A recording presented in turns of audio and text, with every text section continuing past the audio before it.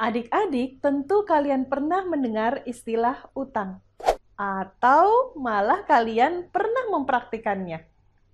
Seseorang berutang ketika mereka meminjam uang atau sumber daya lain dari pihak lain, biasanya dalam bentuk uang atau barang, dengan kesepakatan untuk mengembalikannya dalam jangka waktu tertentu dengan bunga atau biaya tambahan.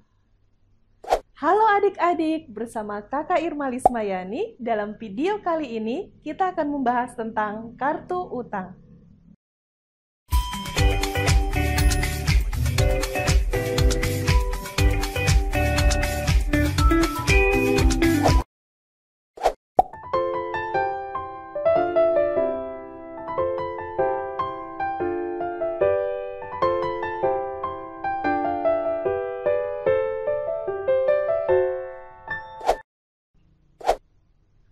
Utang adalah suatu pinjaman dana, baik dalam bentuk tunai atau surat berharga, yang digunakan untuk membeli barang atau jasa, sebagai pemenuhan kebutuhan dan harus dikembalikan dalam jangka waktu tertentu.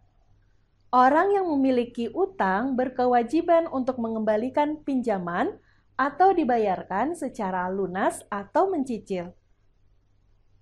Adik-adik, utang merupakan bagian dari kelompok pasifa yang masuk ke neraca. Dalam kehidupan sehari-hari maupun akuntansi, utang merupakan bagian yang cukup penting.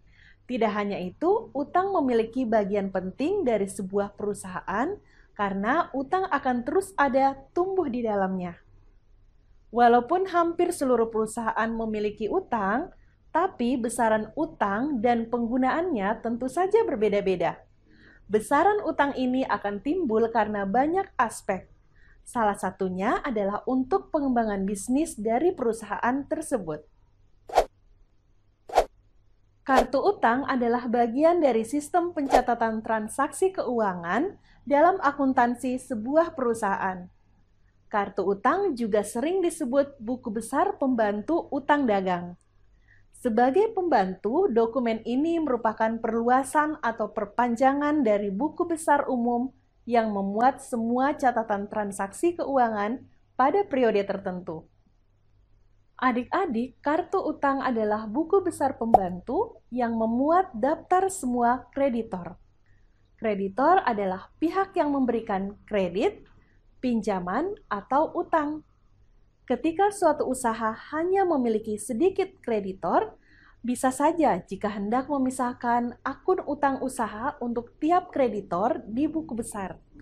Namun, bila ada banyak kreditor, buku besar akan berisi terlalu banyak catatan atau dokumen sehingga tidak praktis dan bisa membingungkan.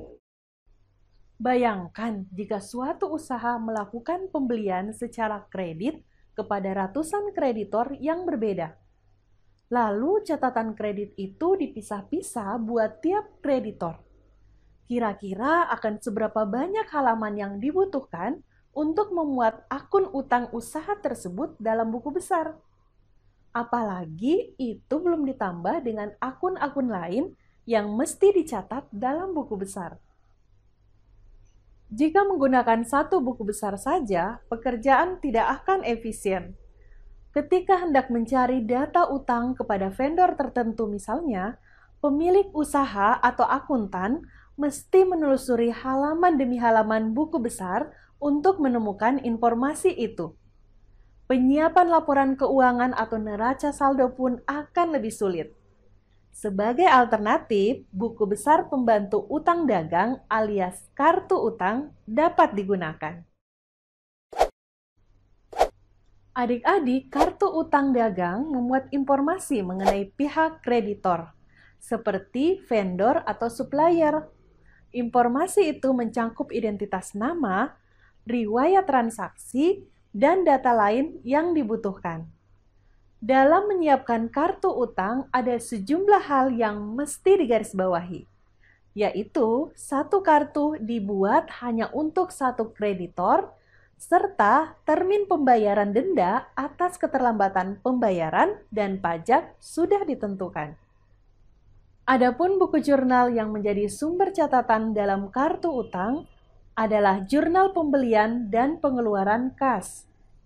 Dokumen yang dijadikan dasar pencatatan transaksi antara lain faktur untuk pembelian secara kredit, memo kredit sebagai bukti transaksi pembelian retur, kwitansi sebagai bukti pengeluaran kas. Sedangkan fungsi kartu utang yaitu yang pertama, membantu kontrol internal dan audit akun dengan melihat saldo tiap kreditor. Yang kedua, memastikan tidak ada kekeliruan dalam saldo akun buku besar. Yang ketiga, menyusun laporan saldo terutang dan biaya yang belum dibayar untuk tiap kreditor. Dan yang keempat, memudahkan pelacakan pembayaran utang. Adik-adik, dari format kartu utang berikut, nama perusahaan dituliskan di bagian paling atas kartu utang. Judul kartu utang ditulis untuk memudahkan membedakan kartu utang dengan kartu lainnya. Nama dan alamat kreditur penting untuk dituliskan, karena setiap kartu utang hanya menyematkan satu nama kreditur dan satu alamat kreditur. Syarat pembayaran diisi dengan syarat pembayaran yang disepakati, bisa berupa tunai atau transfer. Nomor rekening dan bank diisi dengan nomor rekening kreditur, bank transfer, dan atas nama rekening kreditur. Tanggal diisi dengan tanggal pembelian dan pembayaran setiap angsuran atau pelunasan setiap jatuh tempo. Keterangan diisi dengan penjelasan pembelian barang atau jasa. Nomor bukti diisi dengan nomor bukti pembayaran atau pembelian. Pembelian diisi dengan jumlah nominal pembelian. Pembayaran diisi dengan jumlah nominal pembayaran.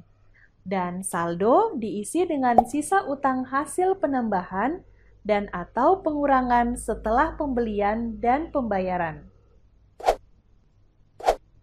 Adik-adik, demikianlah penjelasan singkat Kakak tentang utang dan kartu utang. Semoga bermanfaat, dan untuk mengecek pemahaman kalian, silakan simak soal berikut ini dan Kakak tunggu jawaban kalian pada kolom komentar ya. Terima kasih, sampai jumpa pada kesempatan berikutnya. SMK bisa, SMK hebat.